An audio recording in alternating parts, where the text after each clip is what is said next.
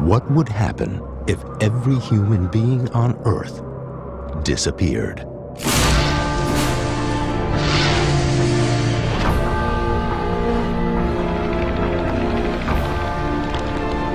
At some point in the future, this could be the fate of our planet. This isn't the story of how we might vanish. It is the story of what happens to the world we leave behind.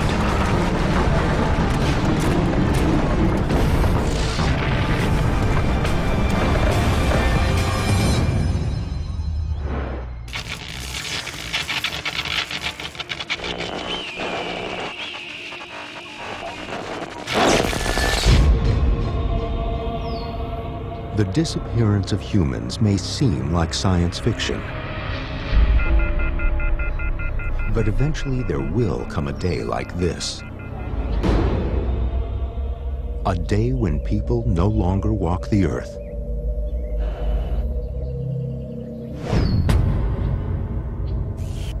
It's no great stretch to imagine humans disappearing from the face of the earth. Every generation has its tales of Armageddon or apocalypse. We're the first generation that could, by deliberate actions, cause its own doom. What will life be like after people?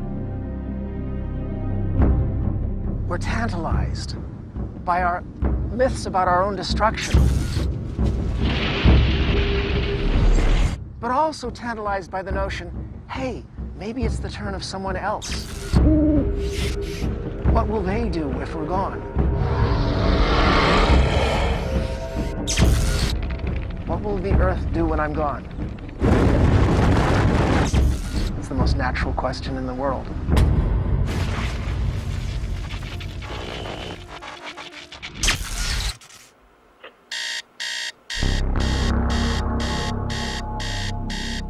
Time has run out for man.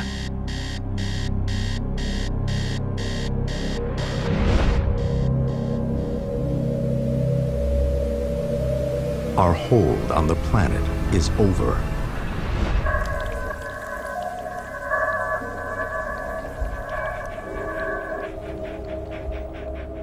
Welcome to Earth. Population 0.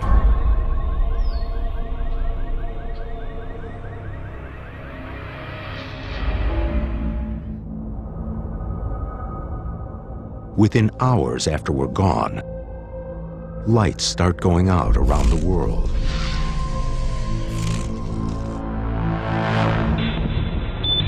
More than 70% of power in the United States is generated by the burning of fossil fuels.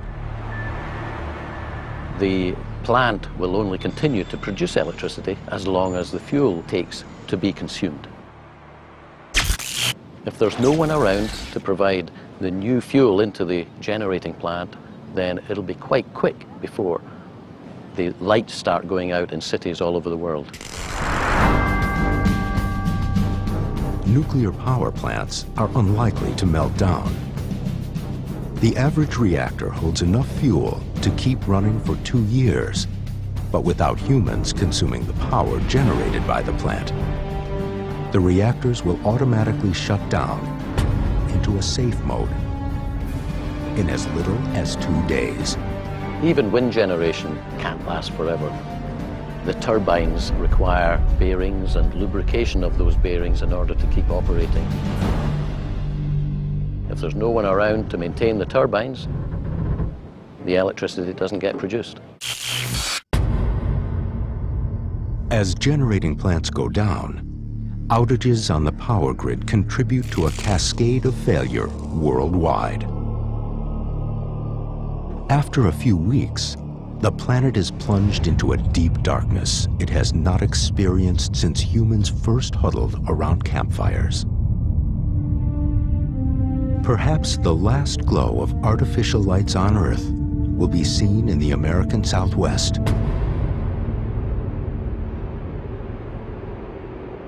Here, the mighty Hoover Dam hydropower plant takes little notice of the absence of humans. its source of fuel is virtually limitless. At Hoover Dam, our fuel supply is actually the water in the reservoir in Lake Mead behind Hoover Dam. So as long as there's water in the reservoir, this power plant can keep running. There's water in the reservoir, keeps supplying the water to the hydro-turbine generators. These generators are operating automatically, and that would continue as long as all of the systems are functioning normally. If I and my staff were to leave tonight and not come back to Hoover Dam, say just in the condition that the plant is in right now, this would continue operating without us here. That would still be true after about a week, several weeks, several months, maybe even a couple of years. Everything would still be running normally. In a life after people, it is possible that Hoover Dam would be one of the last power plants still running.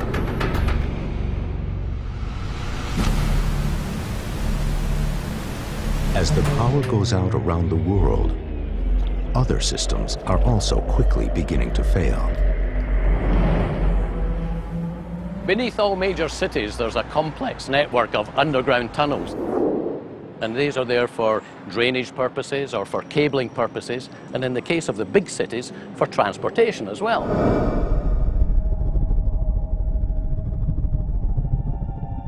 Now, many of those sit below the level of the water table. And in order to keep them dry, we have to have a system of pumps that are switched on when necessary to drain the tunnels.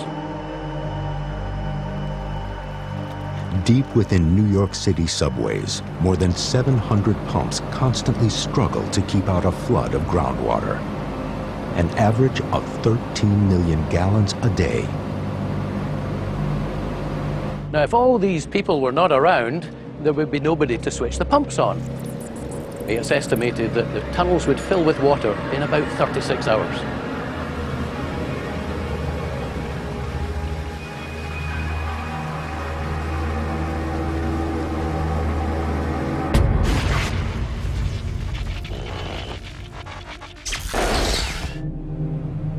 Back above ground, food is rotting on supermarket shelves.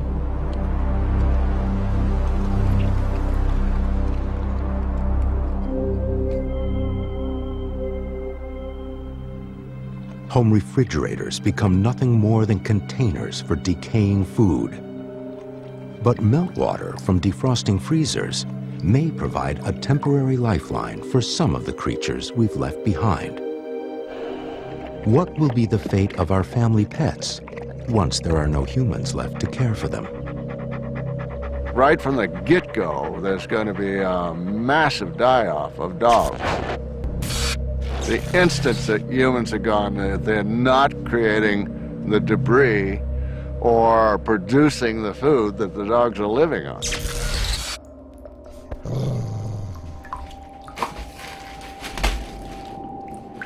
He can't open cans, he can't get in the refrigerator. He's got to get out of the house. The family dog has got to get out of the house, or he's going to die there. And once he gets out, he's got to go to some source of food.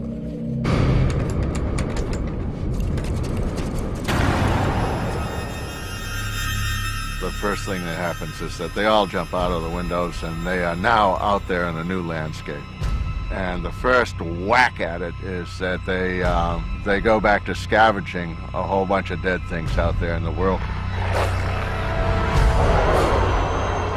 There are estimated to be 400 million dogs in the world, and 300 different breeds.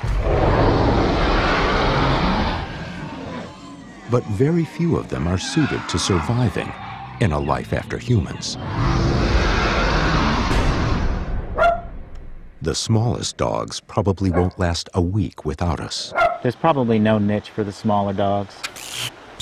Dogs are very competitive, and when you have wolves, they displace coyotes, coyotes displace foxes, and we would assume that hierarchy would prevail among domestic dogs.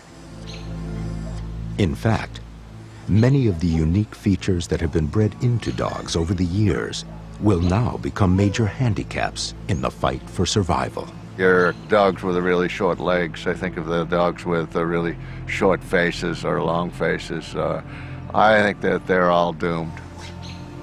You know, they're not going to move well, they're not going to be able to search and explore.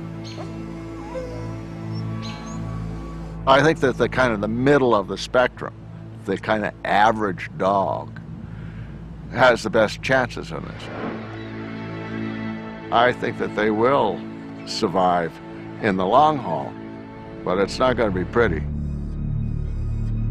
As the surviving dogs struggle to find their new niche, household pests are slowly beginning to notice our absence.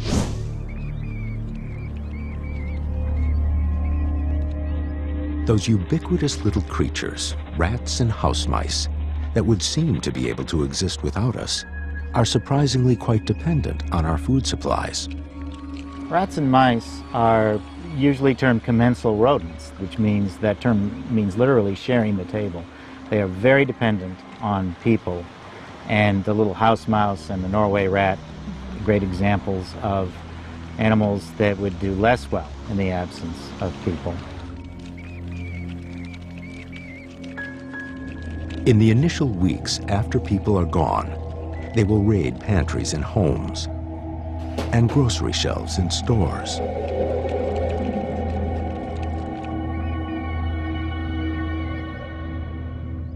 After eating through these food supplies, they will struggle to survive on things like cardboard, cloth, or glue. I think that if a city was abandoned, the rats would have to go back to earning an honest living. And an honest living means to go back to the wild and compete for resources there. Eventually, these rodents will abandon homes and buildings, which will make them easy pickings for predators.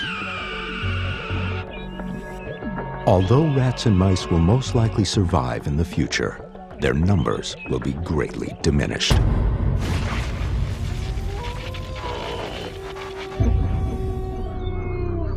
After 6 months into a life after people, urban areas are already taking a turn for the wild. Predators would return very quickly in the absence of humans because we suppress them. We create conditions that either work against them or we deliberately go out and remove and destroy them. They would come back very quickly. Smaller predators, like coyotes and bobcats, always survived on the fringe of human populations. They are the first to colonize our abandoned neighborhoods. Larger carnivores will have to wait longer for the habitat to recover enough to support their appetites. But soon enough, they too will hunt in what were once our backyards.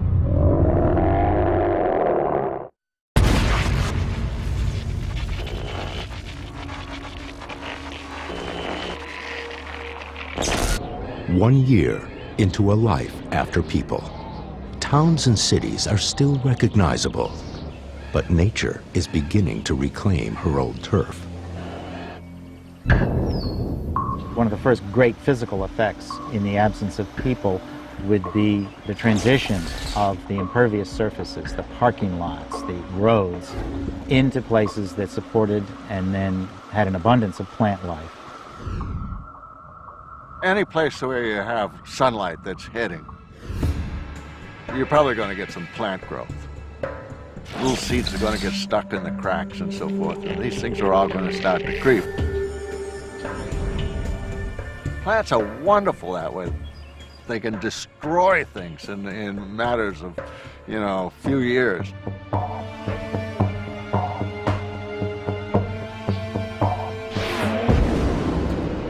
Without humans to remove them, weeds like dandelions infiltrate every crack in the pavement. As these weeds die, their remnants combine with ever-spreading moss and lichen to create a layer of topsoil. This sandy soil is poor in nutrients, so only plants like clover that can pull nitrogen from the air flourish at first. Formerly manicured yards morph into fields where white-tailed deer forage for food. Wild animals have also begun to find their way into abandoned cities.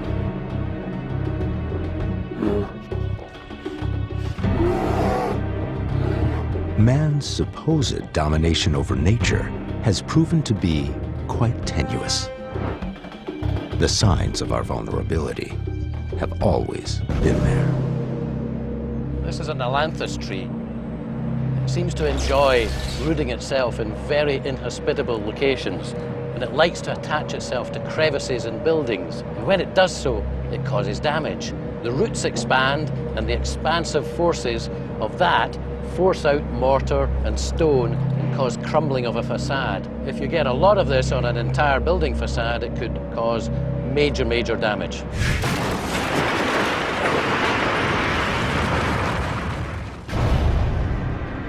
As nature battles back, even man-made Goliaths like Hoover Dam aren't invincible. To harness the power of this river took 21,000 men and 5 years of hard labor.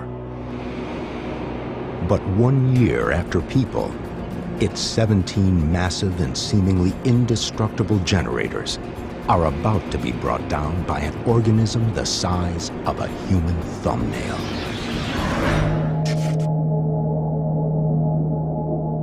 The lake above the dam is infested with an invasive species of mollusk called the quagga mussel. This stealthy invader from Eastern Europe had no natural predators in North America, other than the humans tasked with scraping it from the grates and pipes it colonizes. The mussels attach themselves to the inside wall of pipes, and they're very prolific. They colonize and rapidly build up and can grow on top of each other and eventually completely block the diameter of a pipe.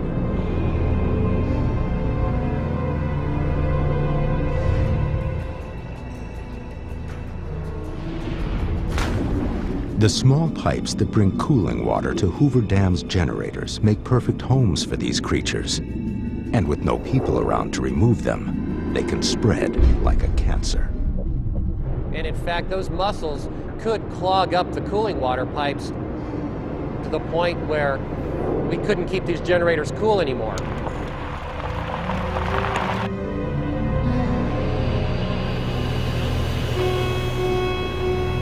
And it would cause a high temperature alarm in the automatic control system. And that automatic control system would then start the shutdown sequence of that generator. Well, that would happen one by one to all of the generators at Hoover Dam, and eventually the entire power plant would be shut down. In Las Vegas, the last glimmers of man-made light on Earth relinquish the night to its primeval blackness. With the generators no longer running, no water at all is passing through Hoover Dam. And the Colorado River downstream begins to run dry. On the other side of the dam, the water has nowhere to go, and Lake Mead starts to rise. It would just keep building up in Lake Mead, and it would eventually get to the point of spilling over through the spillways on either side of the dam. Unchecked, nature's most powerful elements reclaim their supremacy on Earth.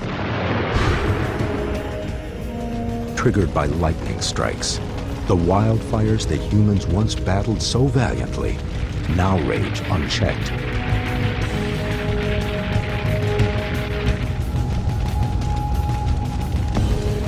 Cities and neighborhoods full of abandoned buildings, wild grasses, and debris are prime fuel for the flames.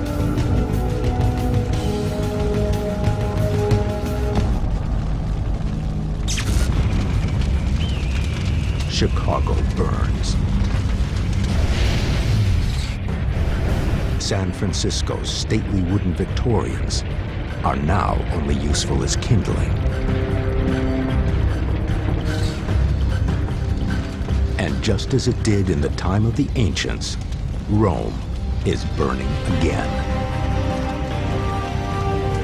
As structures burn to the ground, charred timbers release nutrients into the soil, providing the next wave of plant life with the nitrogen it needs to grow and thrive.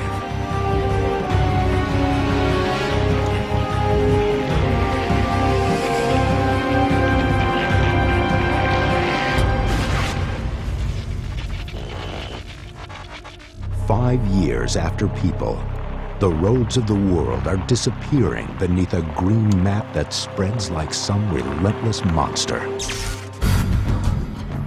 The advance of nature knows no boundaries. The gates of London's Buckingham Palace are easily breached by vines and moss. In Moscow, Red Square is becoming very green. In reality, nature will reclaim the Earth very quickly. These stairs were cleared 18 months ago. If we came back in another 18 months, we'd have a hard time finding them. If we came back in 5 years, it would be almost impossible to find. Man's mastery over nature has always been just an illusion. When the Cambodian city of Angkor and its temple complexes were abandoned in the 15th century, jungle trees grew indiscriminately over its stone structures, entangling them in their roots.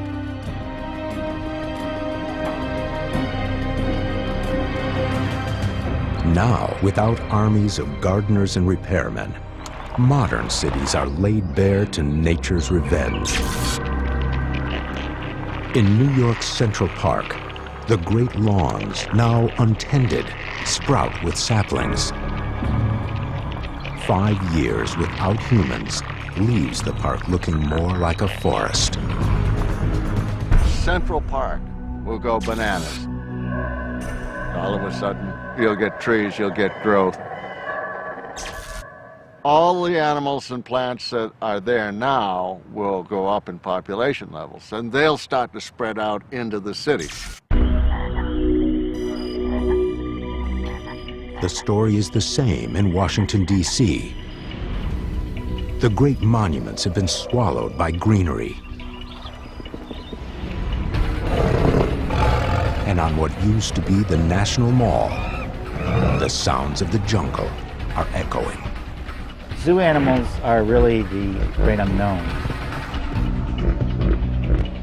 Depending on whether or not they could escape from their confinement, then things change dramatically. Because you might have lions, you might have tigers, both of which would be perfectly capable of surviving in a post-human period. They'd do better further south than they would do in Washington, D.C., but these are animals that are perfectly capable of figuring out how to do it and how to survive. Zoo animals may be the great unknown, but there are things we can know for sure about life 20 years after people are gone. Because there's one spot on the globe where it's already happened.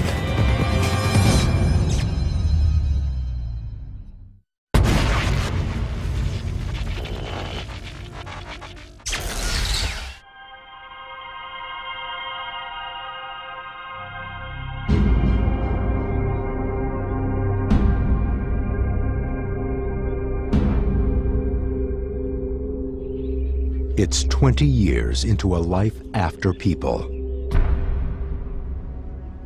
Without humans to apply fresh paint and fill in cracks, even concrete buildings have already begun to crumble.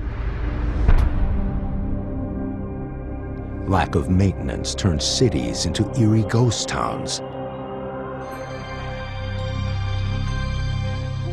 Animals that had long avoided human population centers now return to make new homes among the decaying walls. How do we know this? because there's one place in the world where it's already happened. We're standing in the central square of Pripyat, Ukraine, a city that was once the most modern city in the former Soviet Union.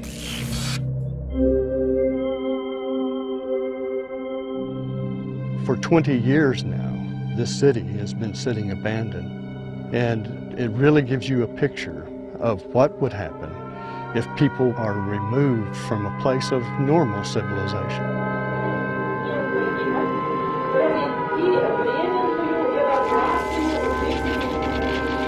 Evacuated after the Chernobyl nuclear disaster, Pripyat went from a city of 50,000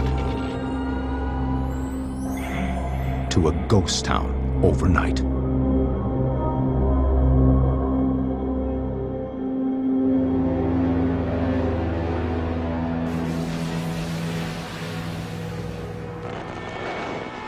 Dust-covered schoolrooms remain as students left them just over 20 years ago.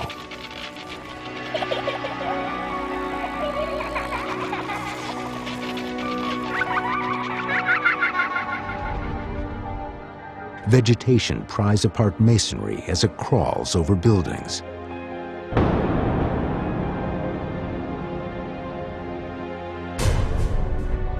An amusement park, scheduled to open 4 days after the date of the accident, remains never used.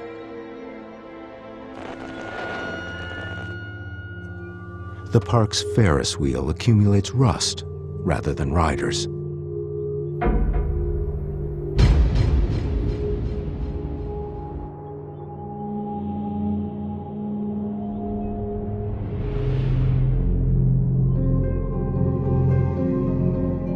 The bumper cars sit in a state of motionless decay.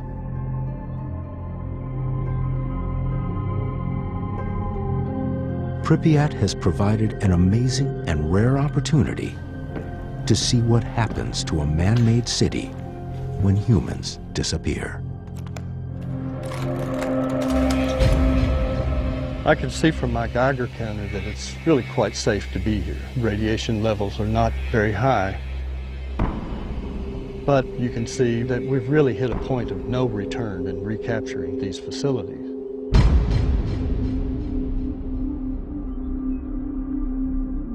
We're in what was the cultural center of the city of Pripyat.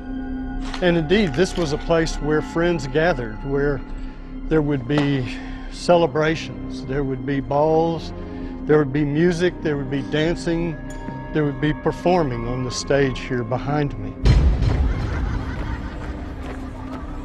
But after 20 years, the forces of nature have started to decay this facility.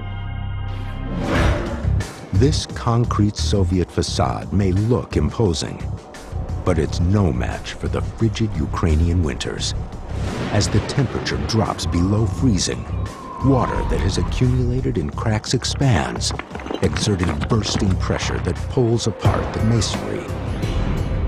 As vegetation grows unchecked, the roots spread through foundations and stairs. These roots suck in moisture that makes them expand and grow. Like miniature hydraulic jacks, over time they slowly push apart the concrete. This is only 20 years. Can you imagine what this facility will look like after 200 years?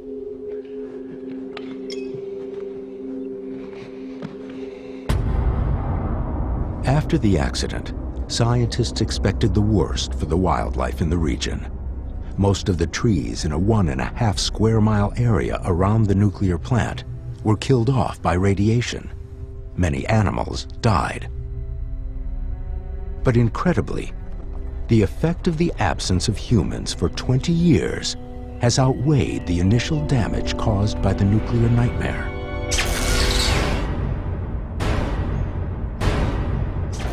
This is the Red Forest, an area that was horribly impacted by radioactivity due to the Chernobyl explosion.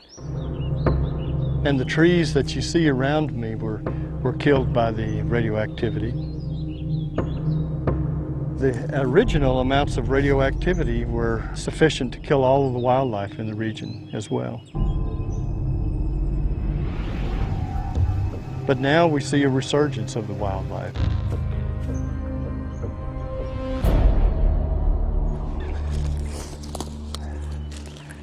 As an example of how wildlife has prospered here, we see here we have an antler from a red deer, and obviously a fairly large and healthy red deer. Red deer are hardly found in any other areas in this region, and the Chernobyl zone is the only place that you'll find populations of red deer. We also find Russian wild boar that the populations in the zone are 10 to 15 times higher than they are outside of the zone.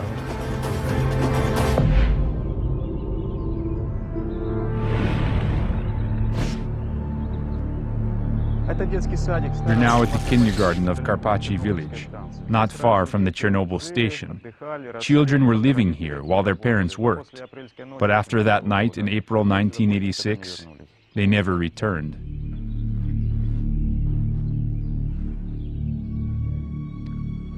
We are in what was formerly a bedroom in this kindergarten, where children used to sleep and rest. Now there is a certain emptiness here. All these windows are broken, but the room continues to live on.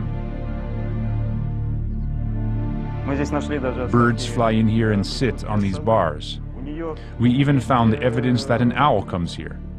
An owl, it regurgitates food, fur, bones, and feathers.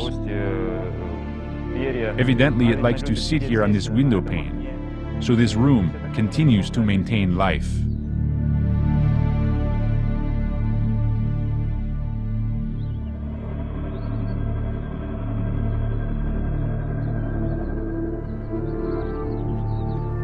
Even trees, which had proven especially vulnerable to radioactive fallout, are finding new homes in the evacuation zone.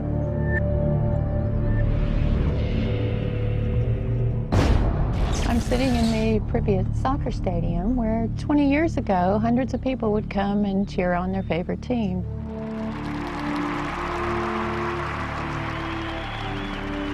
And you can imagine the laughter, the sounds of the crowds here, the activity on the field, which 20 years later is barely discernible.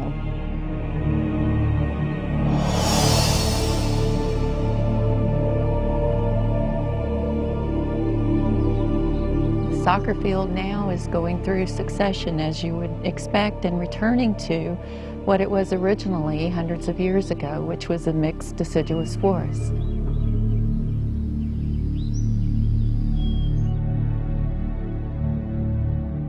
I grew up in a town about like this, and I used to enjoy riding bumper cars like these about a half a world away.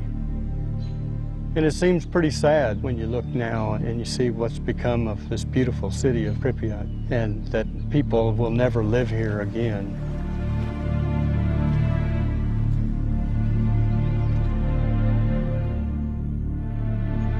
But there's another side to this story, a very encouraging side. One that says that life is much more resilient than what we thought possible. That in the absence of man, that life will continue and that life will thrive, and that the legacy of life will always be here. Because we are a part of life. Even if we disappear, our legacy of life will continue.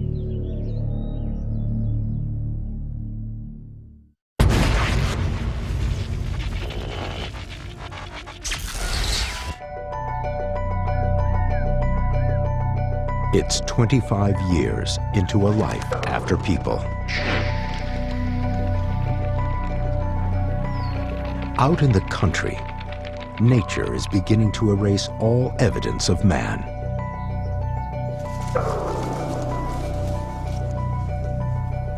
In the suburbs, packs of feral dogs roam through decaying neighborhoods in search of their next meal. In some of the great cities of the world, solid ground is getting harder to find. In the time of humans, London was protected from tidal surges by 10 retractable steel gates that could be raised during storms to seal off the Thames River from the North Sea. Without humans to operate the barrier, London is defenseless.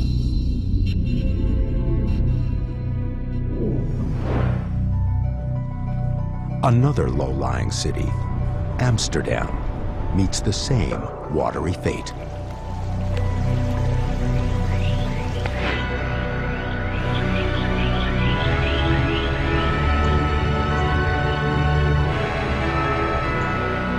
In a New York City high-rise, some windows have already cracked and slipped loose from their frames, and many more are on the verge of destruction. After a quarter-century of exposure to moisture and heat without maintenance, the normally flexible window sealant has become rigid, locking this window to its frame. As the metal frame expands and contracts with changes in temperature, it induces stresses on the glass, which cracks and plummets to the sidewalk below. After a few of the windows fall out of a building like this, then the wind pressure effect changes dramatically. As well as external pressure coming onto the building, you also get suction, and that aggravates the problem, so more of the panels are likely to fall out. Through these gaping holes, the building fills with windswept debris.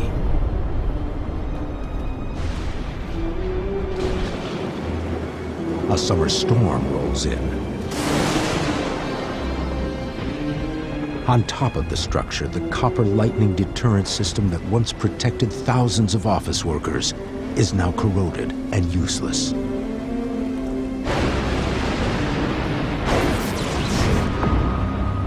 A lightning bolt turns the tower into a raging inferno.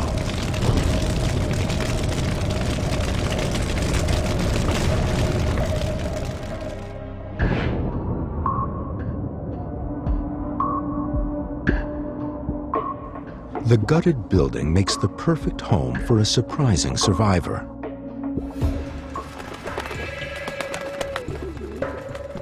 Although pigeons once relied on the handouts of humans, they have done just fine in 25 years without us. Pigeons are survivors. They can live in the wild. They do live in the wild still.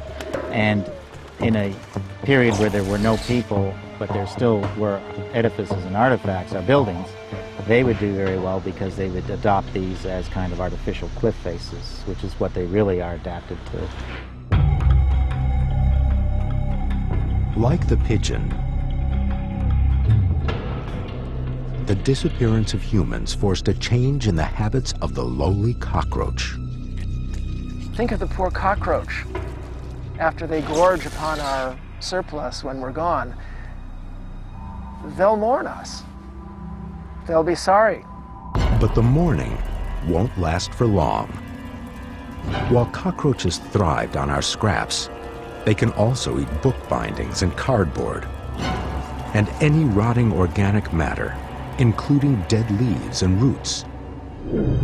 While food isn't a problem, roaches also need warmth, the kind that humans had always supplied, through artificial heat. Cockroaches started as a tropical species, and some experts say they couldn't survive the winter in colder cities. But it's hard to bet against a creature that has seen the dinosaurs come and go. Cockroaches are extremely adaptable. They've been around for 300 million years. If I had to bet, I'd put my money on them being able to survive in one form or another. The first winter after humans did witness the die-off of some cockroaches. But many more moved underground to find warmth until milder temperatures returned. In an abandoned downtown, devoid of insecticides, overrun by vegetation, And with a rising water table, this former pest is now enjoying a golden age.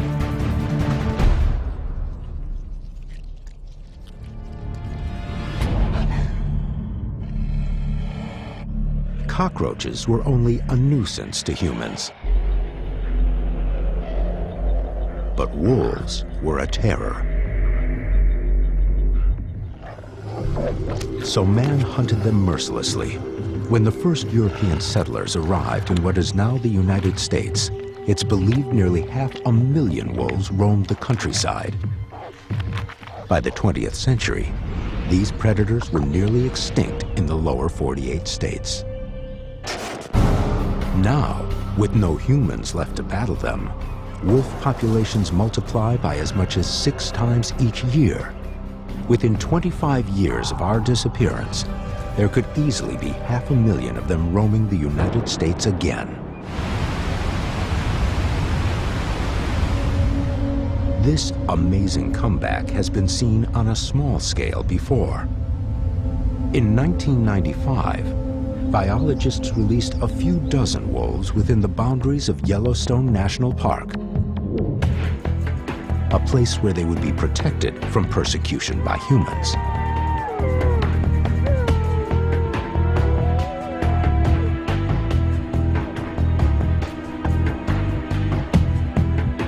Within a decade, a few dozen had multiplied into 1,500.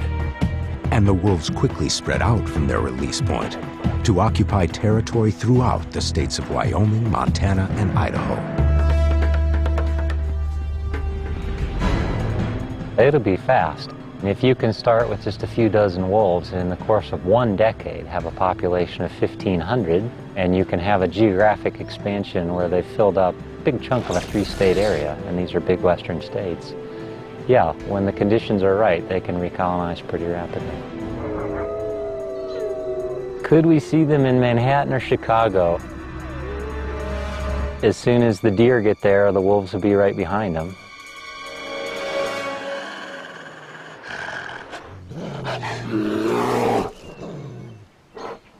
Animals haven't just been hunted by humans, they've also been hemmed in.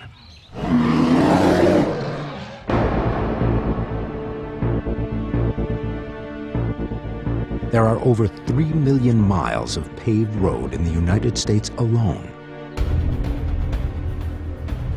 And it's no coincidence that many of them cut right through the paths animals use to get from place to place. The things that make a landscape good for animal movement also make it easy to engineer a road into that location. So we've cut off pretty much all major migrations in North America. Asphalt and automobiles wreak particular havoc on the grizzly bear.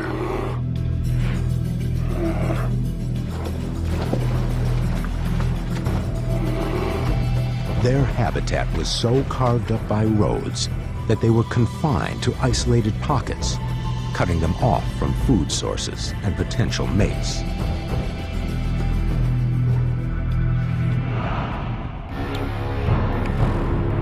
In a life after humans, roads are no longer barriers for the grizzly.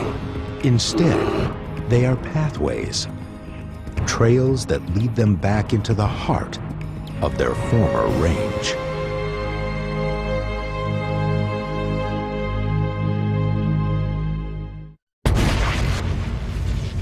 "40 years after people, while cities of steel and concrete are still standing tall, the suburbs are under attack. Roughly 90% of all homes in the United States have wood frames, while some have burned. Others are now being devoured.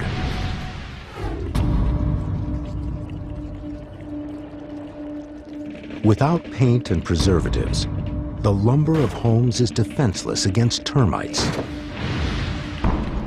Termites feast on cellulose, the basic building block of wood, and their appetites are relentless. Some colonies can eat as much as 1,000 pounds of wood per year.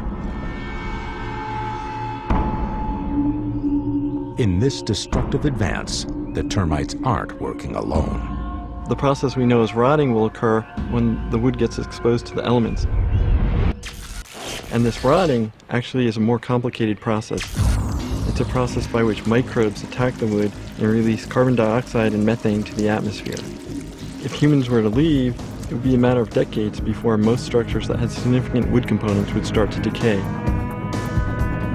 Faced with the two-pronged attack from termites and rot, the beams that hold up the roof give way, and the boundary between inside and out that had once been so important to the humans who called this building home is forever erased.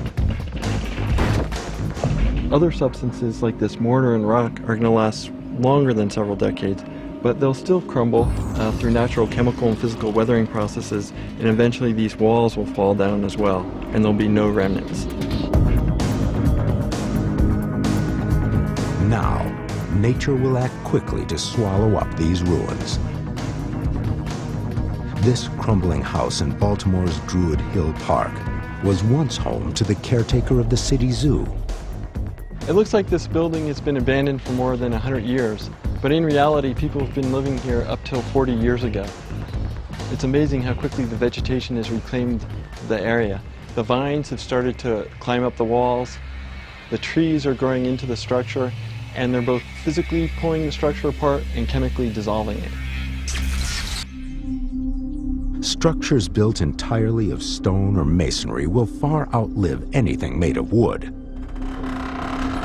Exactly how fast they will crumble depends on their environment.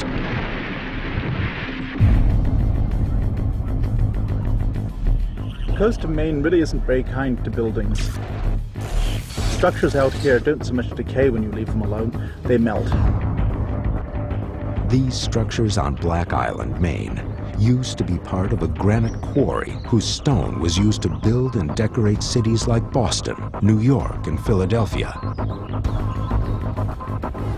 It was abandoned around 1920.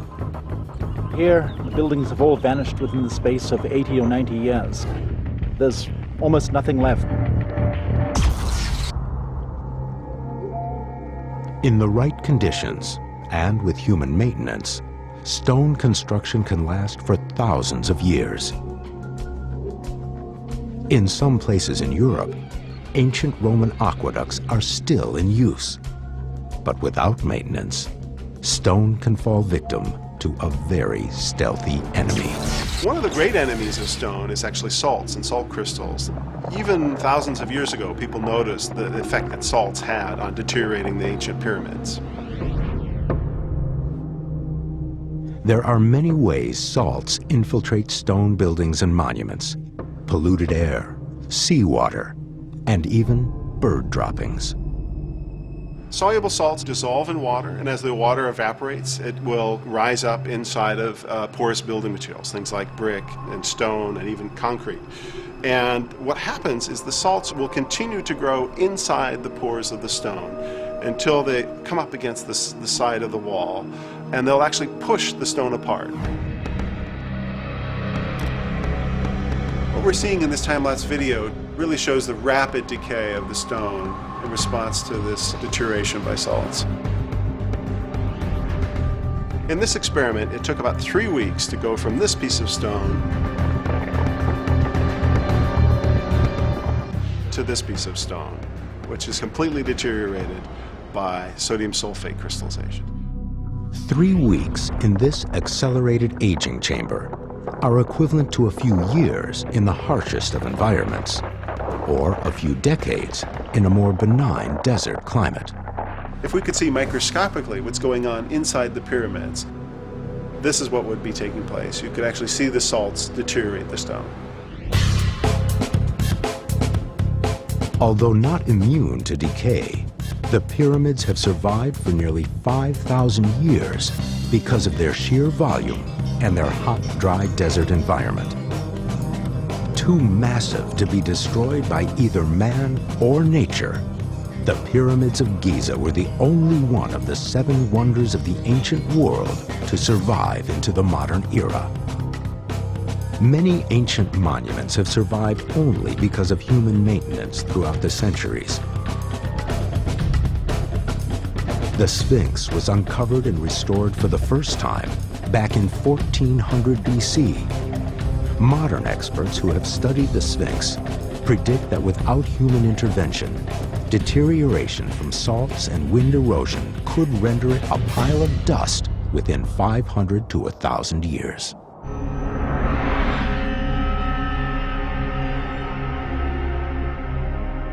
The largest concrete structures, like Hoover Dam, will last even longer than that.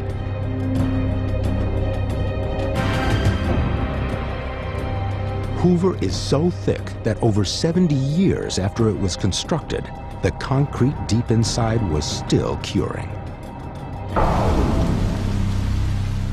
But of the 15 tallest dams in the United States, only 10 are concrete. The others are made of compacted rock or earth, like Northern California's Trinity Dam. If there were humans around, this leak in the dam would get an emergency fix. But those days are long gone. Some of these earth dams are absolutely enormous. If they fail, as they will in time, then the surge of water that falls in behind them and cascades down a valley below would have a huge force and big enough to sweep away everything in its path.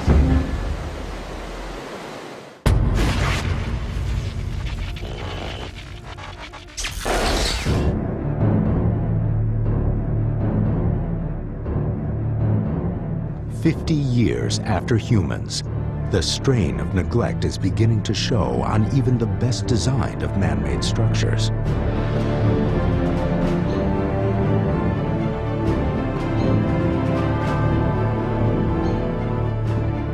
Everything that man designs carries within it the seeds of its own destruction. That includes bridges and buildings. The Brooklyn Bridge, one of the most famous bridges in the world, for over 125 years. The reason that bridges last so long is because engineers look after them. They inspect them regularly, they maintain them, they paint them, they replace pieces that need to be replaced. Without people, without engineers, the deterioration process will accelerate dramatically. The most vulnerable parts of a suspension bridge are the steel vertical hanger cables. These have been tested in the laboratory, fortunately not in the bridge, but what you see is a classic kind of a failure that occurs in these wires. These are the individual wires, all right? That's an individual wire. That probably has a tensile strength that's maybe 200,000 pounds per square inch. That's a very high strength steel. As strong as they are, these cables have a fatal flaw. It's the stuff they're made of. Steel is a mineral that comes from the earth.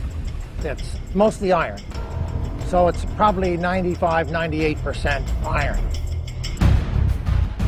Exposed to moisture in the environment, iron will start to revert back to the minerals it came from. Ashes to ashes, dust to dust. It's going to go back home. It came from the earth as iron oxide of some form, and it's going to go back. This is the process we know as corrosion, and you see it wherever steel is exposed to moisture. The enemy of steel is corrosion. The problem is keeping the water out. Part of that is maintenance. If you don't maintain them, you will get corrosion. Completed in 1883, the Brooklyn Bridge cost $15 million to build. Over the last 2 decades, $3 billion have been spent maintaining it and the other bridges over the East River. In the time of humans, the Brooklyn Bridge was continually maintained and fully repainted roughly every dozen years. While across the country in San Francisco, The Golden Gate Bridge was protected at all times by a vigilant brigade of 17 ironworkers and 38 painters. What do they do all the time? They will tell you, we paint this bridge continuously. What happens when that stops? I can tell you what happens when that stops. The cables begin to rust, the paint peels off, the wires begin to break, and they'll come to a point where the bridge is going to come down.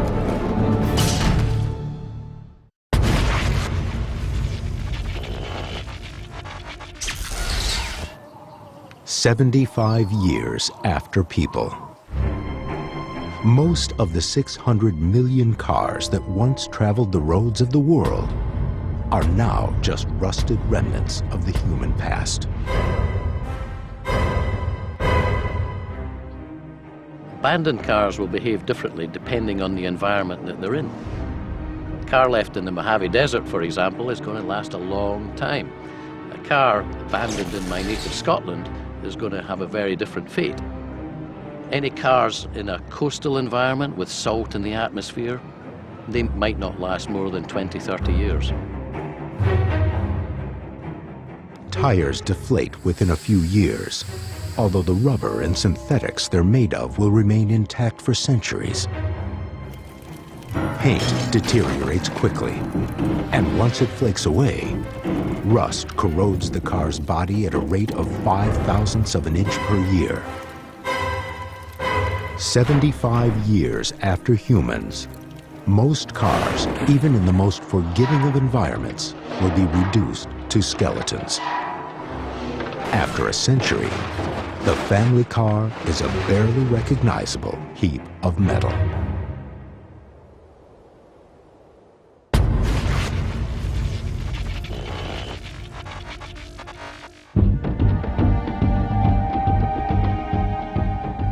It's now 100 years into a life after people. The Brooklyn Bridge, which had stood for over 125 years with people, can't survive even a century without them. As the cables fail, the deck and railings begin to warp and sway. The deck pulls free, and the roadway spills into the East River.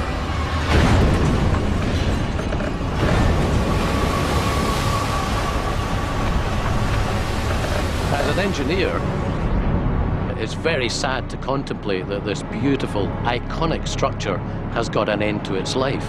But without maintenance, an end to its life it certainly has.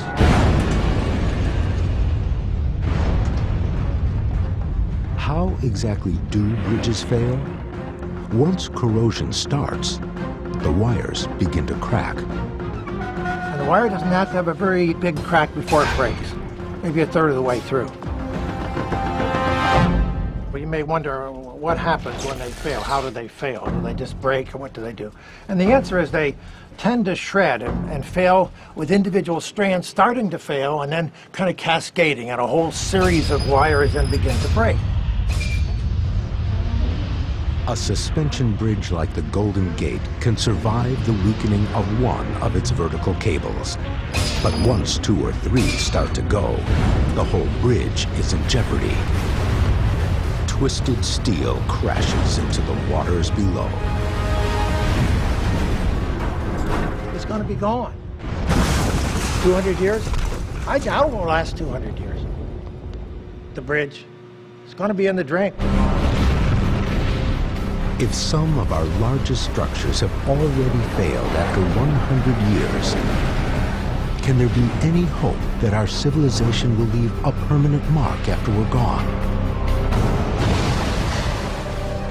What will remain of the records of our history and culture 100 years after people? Our bulbs contain our most precious materials, and their biggest enemies are temperature and humidity. As long as their long-term storage is kept at these very controlled settings, We feel assured that the materials will be lasting a long time. Stored under ideal conditions, paper and film both have an estimated shelf life of 200 to 300 years. But expose them to the rigors of an uncontrolled environment, and that lifespan is cut at least in half. If all the power went off, probably within a week we'd see very big spikes in the temperature and humidity. In this hostile environment, cellulose acetate, the most common material used for films and photographs throughout the 20th century, begins to bubble and warp. All of that culture and history, from the landings on D-Day to Hollywood films and even your cherished home movies and photographs, won't last a century without the care of humans. So those precious images, given time, are going to end up like this. All of these are examples of various stages in the decay of cellulose acetate-based films, exposed to very high amounts of humidity. Essentially, these materials are finished. In libraries, the great repositories of our collective knowledge, the damage comes from microscopic invaders. Although we can't see them, mold spores are on all the surfaces around us, lying dormant, biding their time for the right conditions to strike.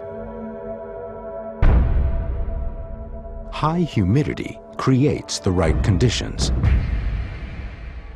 And so the situation is set up for the mold to really bloom.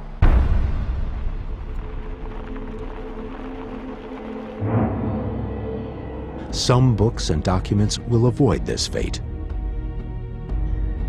The Dead Sea Scrolls survived 2,000 years in caves in the Judean desert, owing their longevity to the arid climate and lack of damaging sunlight. But these are rare exceptions. So without human intervention, a book like this might last at best another 100 years.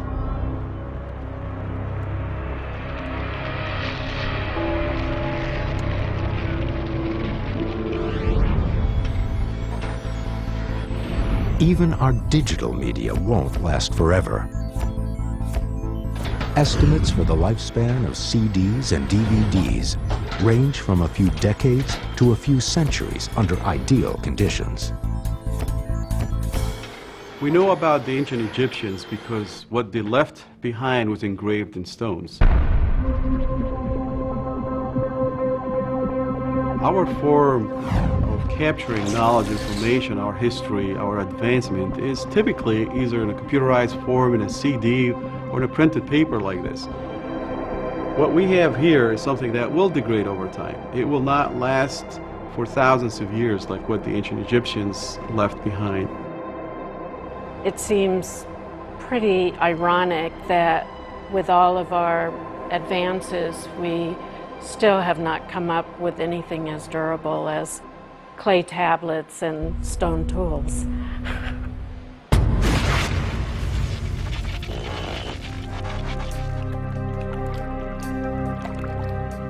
150 years after humans, the subways that had started to flood in the first 36 hours are now flowing subterranean streams.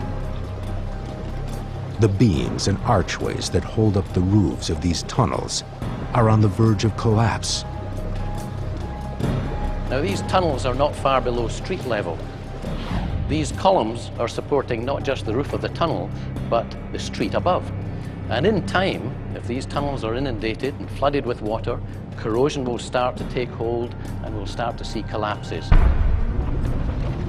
The tunnels echo with the sound of cracking steel and cement, as the streets above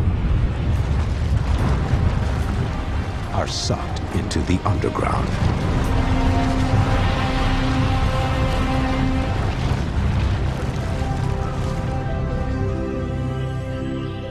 Above ground, life in the city is once again bustling.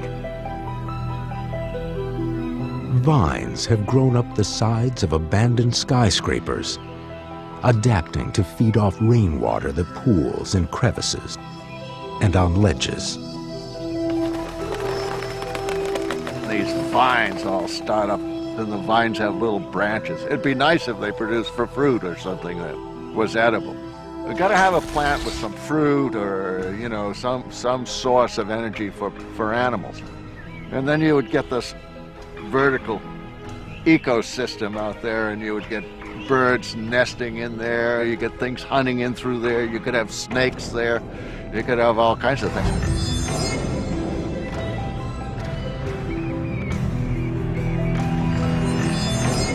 As insects and smaller animals get established, cats move in. And there's some interesting examples of that around the world. If you go to the Colosseum, you just look and it's just loaded with cats. And the old tombs and old catacombs and so on get loaded with cats that use this as a living space of which then they radiate out during the day. These felines are the descendants of our former house cats. Immediately after people were gone, they replaced their human-supplied diets with field mice and small birds. Hunting out in the open was hard work. But up here, the pickings are easy. Now, they live their whole lives high above the city, finding all they need to survive without ever having to touch the ground. They are the kings of a new high-altitude food chain with million-dollar views of a bizarrely altered cityscape.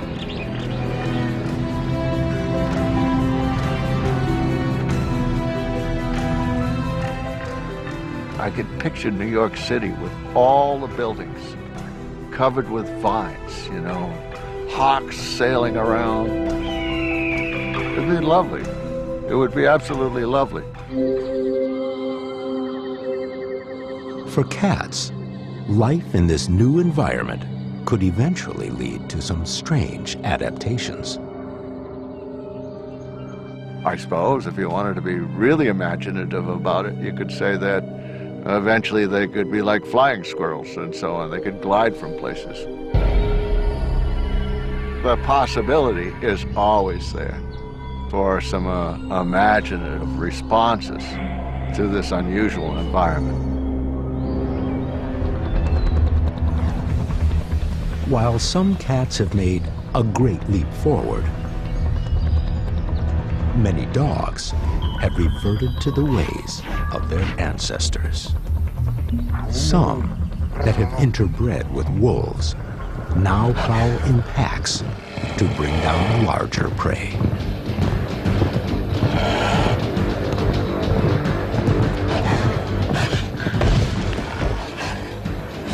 I think our dogs, as placid as they may seem when they're in our homes lying on the living room floor, still possess the instinct to survive enough that they would be able to do whatever it took in bringing down prey in order to live.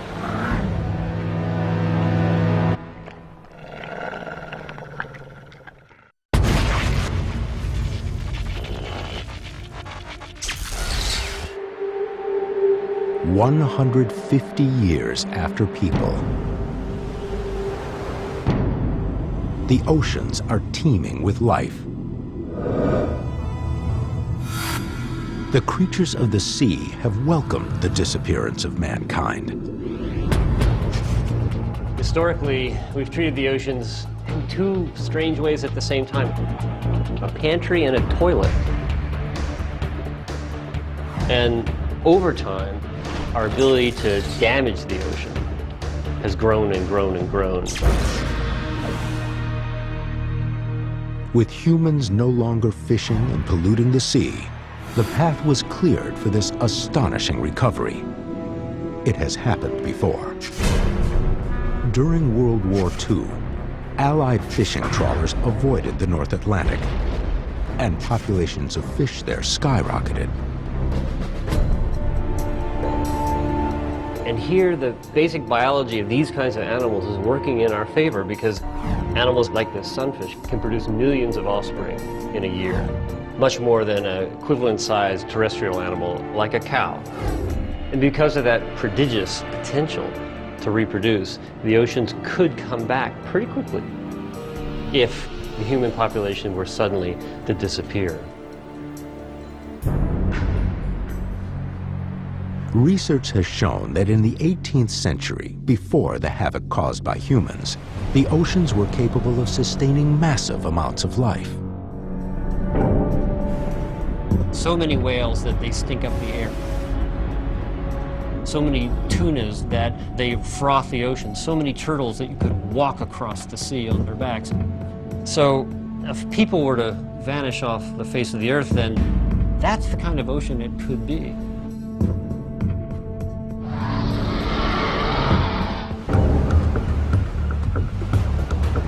Seagulls are also flourishing, but it has been a treacherous flight. The abundance of food from humans had allowed gull populations to explode beyond what nature could normally support. We humans are a pretty messy species, and for a very long time we had open landfill dumps where, as far as we were concerned, all the stuff that wasn't fit to eat was just thrown out. But from the gull's point of view, this was an amazing free lunch counter. So you had a lot of birds that probably wouldn't have made it through their first winter if they'd had to feed for themselves. Suddenly they had all this free food available to them. An immediate consequence of a world without people would be some very hungry gulls who would be very voraciously looking for other things to eat. After an initial die-off, the remaining gulls took advantage of the recovering oceans, where plentiful schools of fish erased any memories of the human-manufactured feasts they used to enjoy.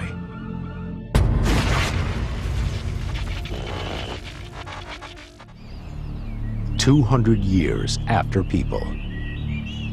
From New York to Chicago, Seattle, and Paris, our iron and steel icons are on the verge of collapse. While it has outlived our great suspension bridges, the Eiffel Tower is not invincible. In the time of humans, its iron superstructure was painted once every 7 years to protect it from corrosion. In both age and structure, the Eiffel Tower has a lot in common with the 300-foot-high Kinzua Railroad Viaduct in Pennsylvania. It was a bridge that was wrought iron originally. It was reconstructed about the turn of the century in steel. And what happens here, of course, is that unless it's maintained, corrosion occurs. And what happens at the corrosion? The connection points freeze up. They are not allowed to move. And here are some pieces from that viaduct. You can see that there's corrosion all over the place. That's no longer steel. A structure with frozen connection points can't absorb the stress of high winds. Eventually, in this strong windstorm, it literally fell over. Section by section, piece by piece, it fell over into the valley, where it had spanned the valley for over 100 years. Just not maintained. You can think of many structures that are coming from that same era, like the Eiffel Tower. It's an iconic structure. That doesn't shield it from the fact that it's in a corrosive environment. And so in time, if you do not do anything for that structure, it will fail. And it will come down.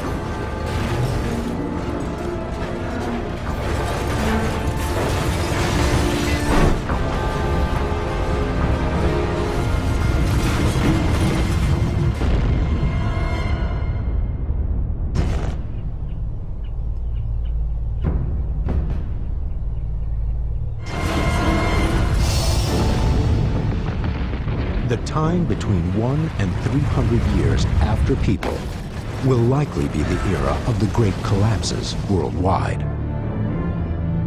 In Seattle, the iconic Space Needle was designed to sway 1 inch for every 10 miles per hour of wind. But with its steel weakened by corrosion, it takes little more than a strong breeze for the symbol of the 1962 World's Fair to crash down from the skyline.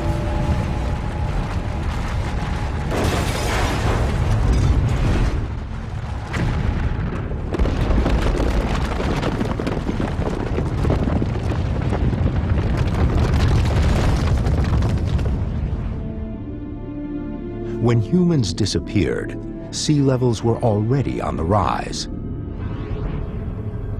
In Manhattan over the centuries, saturated soil around the Empire State Building's foundation pilings have allowed the building to lean. Once a building strays from the vertical, then gravity forces are also acting against the structure, increasing the stresses at the base of the building. Now, we're unlikely to see a skyscraper fall like a tree in the forest, but once it does start to incline, gravitational force will cause the top of the building to collapse downwards on top of itself. Decay has also overtaken the city of Chicago, the birthplace of the skyscraper. The Sears Tower, the tallest man-made structure in North America, has reached the end of its reign.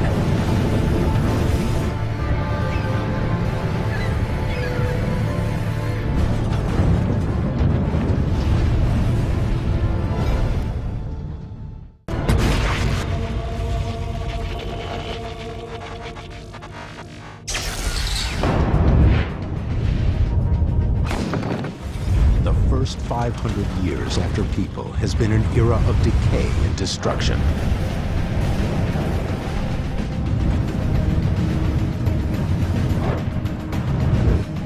Our concrete structures have lasted the longest. The ancient Romans invented the first form of concrete, and some of their structures remained intact for over 2,000 years. But modern concrete isn't nearly as durable. It has a higher water content and is more loosely packed, which leads to more air pockets and cracks. Modern concrete structures have another fatal flaw. Below the surface of reinforced concrete structures, there is a mesh of steel reinforcing bars. They don't corrode because the concrete maintains an alkaline environment around them. Now, when that alkalinity breaks down, as it will in time, then the steel will start to corrode. As the steel rebar rusts, it expands to 3 times its original volume, creating an outward pressure that causes the concrete to crumble.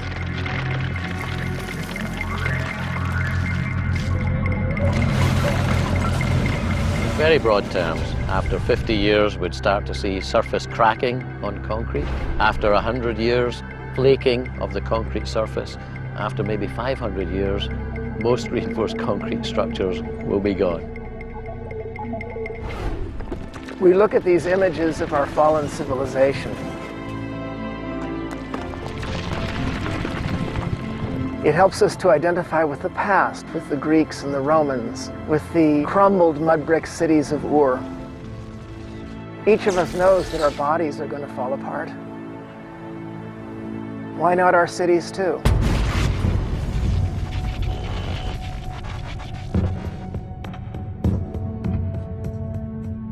A 1,000 years ago, 6.5 billion people called this planet home. By the early 21st century, more than half of them lived in cities.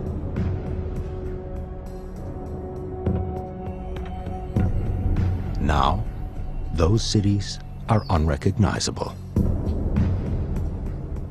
After maybe 1,000 years or so, the scene behind me would be very, very different.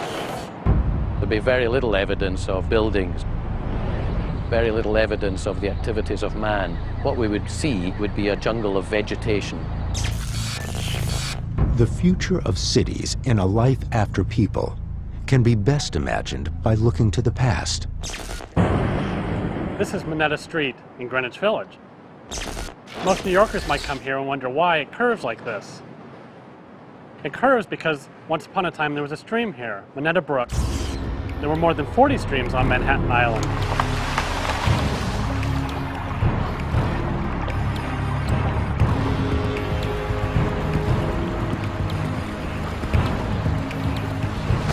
All flowing down and carrying the rainwater down to the sea. So what happens today? The rain falls, the snow melts, but it flows right along the street and down into that storm drain there. If there weren't people here anymore, there would be no one here to maintain the sidewalks and maintain the streets. They'd start to crumble up, they'd start to break apart. Trees would come back, vegetation would come back, and eventually the hydrological cycle would reestablish itself. And who knows, maybe Minetta Street might once again become Minetta Brook. Using historic maps and computer modeling, scientists with the Manhattan Project are rediscovering what Manhattan Island looked like when explorer Henry Hudson first sailed around its shores in 1609. Here we are in Foley Square, the administrative center of New York City, and the location of the famous courthouse you see on TV. This place hasn't always had such colossal buildings and stony streets. Once upon a time, 400 years ago, the collect pond was here, the fresh water source for New York City, right behind me. There was a stream that drained down to the Hudson River shore, another stream to the East River, and there was this beautiful pond that was nestled in an amphitheater of hills. So what would happen if all the people were to disappear? The buildings, they would tumble down. The soil would start to reform, trees would start to grow out of them. They would become the new hills, the new amphitheater around this place. Nature would reestablish itself and slowly bring this place back into the green heart of what it means to be here on planet Earth.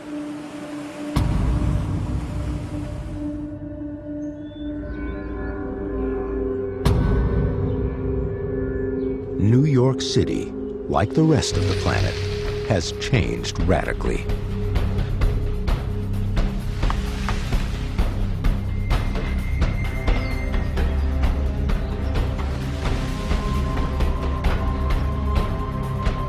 The transformation is most shocking in Times Square, as the once beating heart of the city is silenced by nature's onslaught.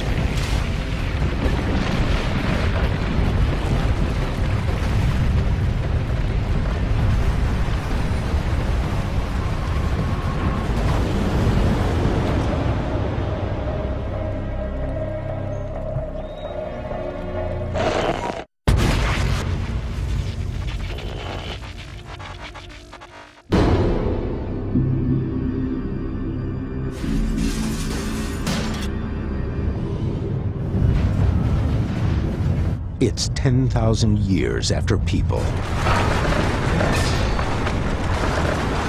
Could it be possible, after only 10 millennia, that humanity has vanished without a trace?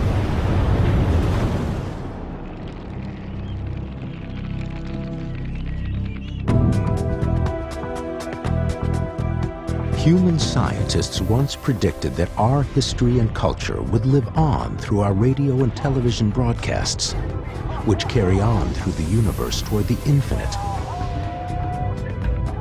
Perhaps to be tuned in by an intelligent species on a distant planet. Some people think that there's an expanding shell of radio and television from Earth, expanding outward, alerting the universe, here we are, and this is our culture.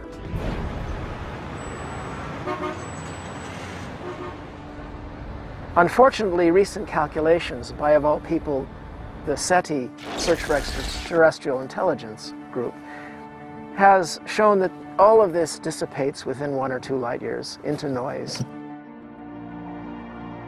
If this is true, our signals won't even make it out to the nearest star beyond the sun.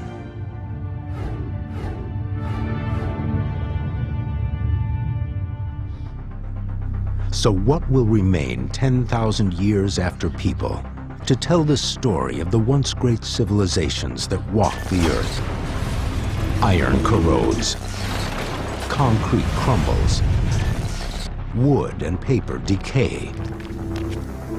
Still, some of what man built on Earth remains. The most colossal of our stone structures, like the Great Wall of China, have aged like mountains, subject to erosion, but at such slow time scales they will still be recognizable in some form for eons. The Great Pyramid at Giza is so massive that it lasts long enough to be swallowed up by the desert sands. The Hoover Dam, built to be as tough as the canyon walls around it, is one of the last man-made structures still standing.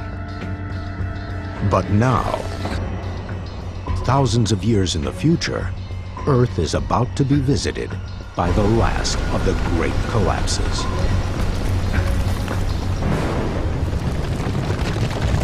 It's the environment that eventually wins. Earthquakes, sandstorms, rain.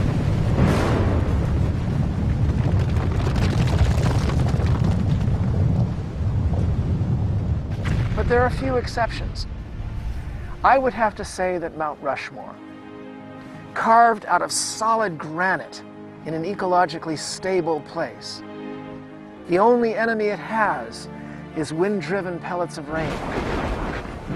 I think that Mount Rushmore may be around 100,000 years, possibly 200, possibly even in time to be looked at in awe by the earliest of our replacements. And who or what might those replacements be? Perhaps chimpanzees might somehow make the leap. But we have to consider this. Some scientists believe that it's easy for nature to bring animals up to a clever level where they might use tools, they might become masters of their environment. But the leap to being able to stare at the sky and imagine a cosmos, to be able to contemplate yourself, to be able to contemplate your own role in the earth. This may be a leap that was a sheer accident for humanity. In which case, you're not talking about a complete recovery. You're talking about a planet that may continue, but nobody to talk about it, nobody to think about it. If Earth's 4.5 billion years of existence were condensed into 24 hours, the passage of 10,000 years would be a fraction of a second. Man's time on the planet so far would be about half a minute long. So, like an abandoned village on a global scale, the Earth will move on without us.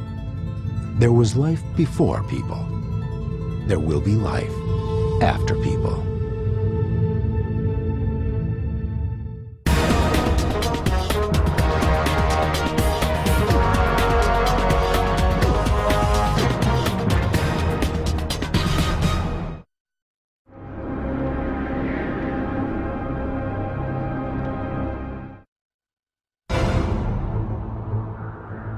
Hundreds of years into a future without people, Chicago's Sears Tower crumbles to the ground. The Seattle Space Needle topples, and the Golden Gate Bridge collapses into the bay. A decayed and vulnerable Eiffel Tower succumbs to a windstorm. One after another, the History Channel's major documentary event, Life After People, brought to life these haunting visions of our planet's possible future. To accomplish this, an innovative collaboration emerged among the producers, leading Hollywood visual effects artists, and some of the world's preeminent civil engineers, like Gordon Masterton. The approach was straightforward. Select notable landmarks from around the world and then figure out how they would deteriorate and eventually fall. Working with Masterton and other engineers, the production team developed scenarios for each of their subjects. These sessions were followed by storyboards. Next, the drawings were sent to the engineers for approval. Many aspects of the design, including climate, size and weight, and building materials, had to be considered before they signed off. The storyboards then went to the visual effects teams, who quickly generated simple graphics or animatics.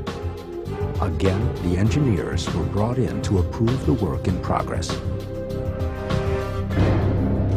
Once the animatic was okayed, the effects teams filled in the picture with time and location-specific vegetation, corrosion like rust, and native wildlife, whatever was needed to bring the viewer into this world.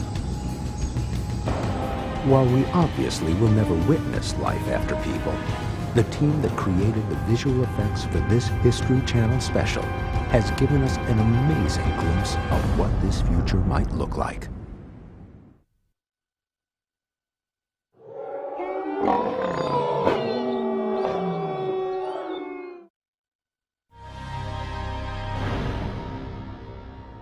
If humans disappeared tomorrow, an epic struggle for control of the planet would ensue in the animal kingdom. From cockroaches to sea turtles, from rats to rhinos, a Darwinian battle for the survival of the fittest will rage. Which animals would dominate? Which would become extinct? Scientists believe the planet's animal kingdom could look a lot like it did before humans showed up. Before man, a dozen species of horse ran wild in North America. Not only were bears more plentiful, they were larger than their current size. In the oceans, dolphins and whales roamed the seas at much higher numbers than today. When Columbus sailed to the Americas in 1492, at least a dozen species were bigger than his biggest ship. When Columbus reached Cuba, the sea was so rich with 1,000-pound sea turtles that his ships nearly ran aground on them. Without humans hunting them, fish populations would increase in physical size and in numbers. The same would be true on land, with animal size and populations rapidly rising. Domesticated animals would not fare well. Wild carnivores would destroy livestock. Many dogs would just die off, though some would turn wild, competing with more vicious creatures. Many will breed with wolves. But the creature most likely to rise to the top of natural selection could be the one closest to humans today. Just like in the movies, Earth could become Planet of the Apes.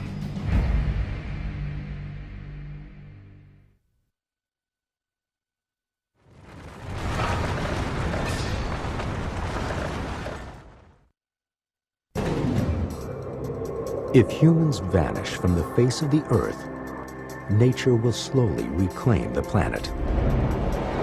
The decline and fall of what structures humans leave behind will not be pretty.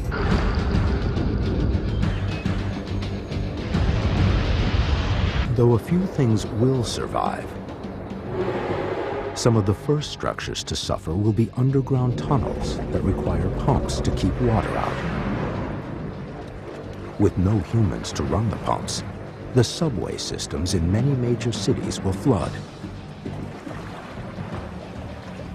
Within a few years, wooden structures like houses would fall apart. Forces of nature combined with termites and dry rot will cause wood frame buildings to crumble.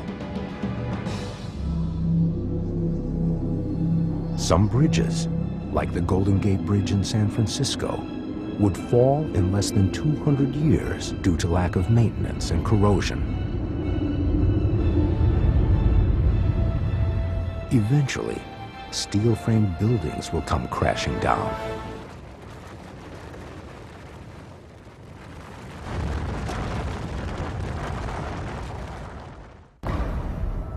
The man-made structures that will last longest are the ones built from concrete, but even those will eventually corrode. Some ex-presidents may fare the best in the passage of time without humans. Barring lightning strikes or earthquakes, it's believed the faces on Mount Rushmore could last for millions of years.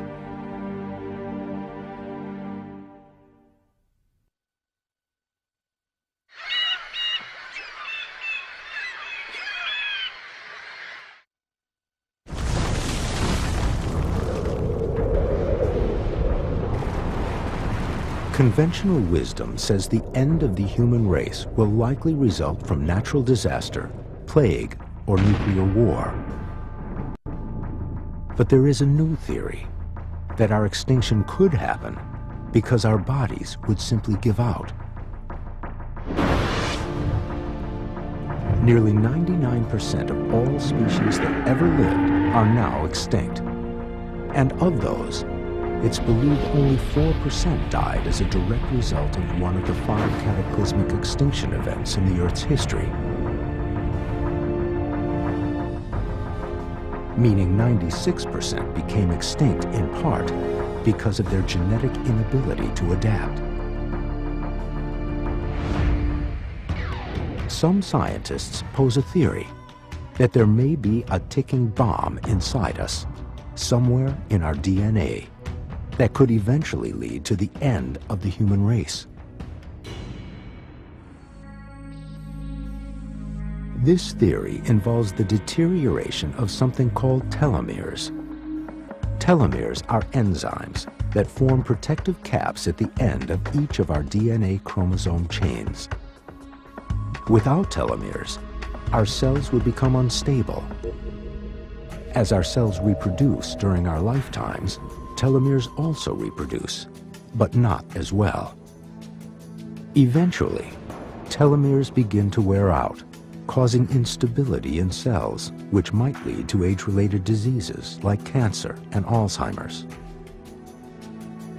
Without telomeres capping our chromosomes, our DNA strands would get shorter. With passing generations, the lack of telomeres would cause DNA to fail. Age-related diseases would start occurring earlier and earlier in human life, eventually attacking humans soon after they are born, killing them before they reach even 1 year old. However, even if this doomsday scenario is true, scientists believe it could take 1,000 generations of human existence before our DNA strands collapsed to the point of extinction.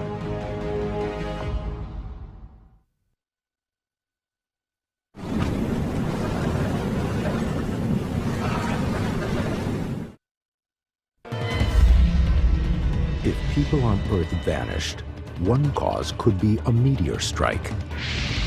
It would be a horrific, hellish event. 65 million years ago, it's believed a meteor strike led to the extinction of the dinosaurs and just about everything else on the planet. A meteor strike today, similar in size to the one that killed the dinosaurs, would have the same cataclysmic results. This time, though, humans would be the victims. It would take a meteor 6 miles wide to wipe out all life on the planet. The impact of such a strike would cause an earthquake estimated to be 13 on the Richter scale. Volcanoes would erupt. Lava would flow like water. Plumes of volcanic ash would set off lightning in the sky. Wildfires would ignite. Entire forests would burst into flames. Smoke from these fires would mix with massive amounts of dust generated by the impact. The sun would be completely blocked out, plunging the Earth into total darkness. a global winter would envelop the Earth. And don't think we'd be safe if the meteor slammed into the oceans instead of land. The blast would cause a tsunami the likes of which the world has never seen, nearly 2 miles high. The good news is this type of cataclysmic meteor occurs only once every 100 million years. The bad news is that smaller meteors, but large enough to wipe out major cities, fall from the sky much more frequently, about once every 1,000 years.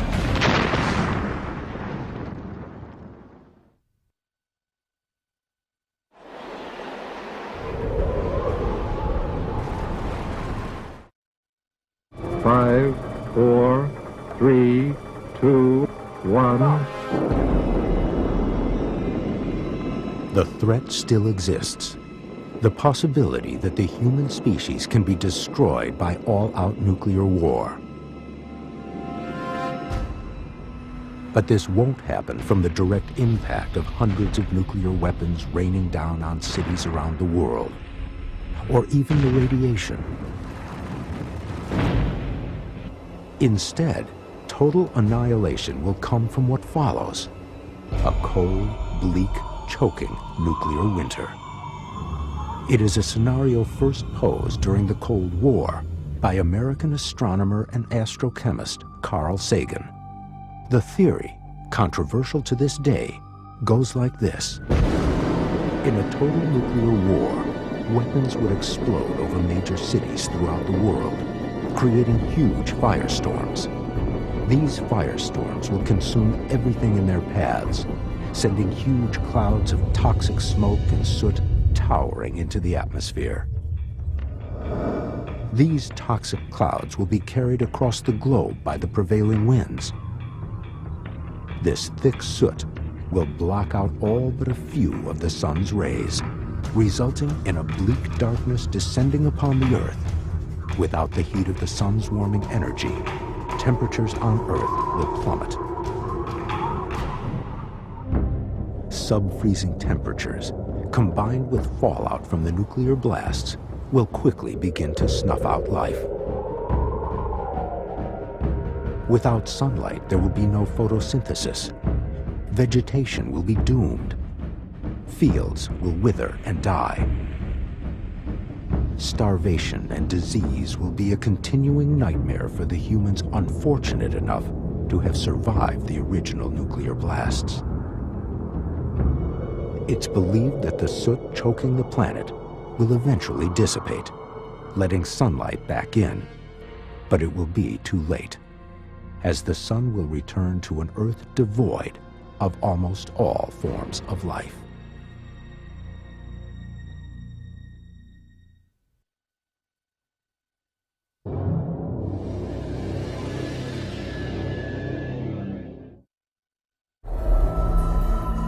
The extinction of the entire human race may come from a microbe. Virulent or mutilated viruses or antibiotic-resistant bacteria could possibly cause a global pandemic. Such devastation has happened before. Over 600 years ago, the Black Plague ravaged Europe and the rest of the world. Doctors at the time were powerless against the onslaught of the epidemic. In 4 horrific years, it's estimated that up to 60% of the European population had succumbed to the disease. If a similar outbreak occurred today, modern medicine could slow the carnage. But once the plague became immune to human efforts to stop it, what occurred in the 14th century could pale in comparison. Overpopulation in major city centers would allow a plague like SARS or even a superflu to spread like wildfire. Jet travel would assist the epidemic in quickly spreading around the globe. Medical centers worldwide would be overrun, and medicine would run out. The death industry would be in overdrive. Morgues and mortuaries overrun. Cemeteries would quickly reach maximum capacity. Crematoriums would turn the skies black with soot from burning corpses. Governments would collapse as society would not be able to sustain itself. It would become nearly impossible for anyone to survive. In the end, the streets would be filled with the rotting dead, spreading disease to all life that came in contact with them. The curse would lift only once human remains vanished. Then animal life that survived would slowly revive and regain control of the environment.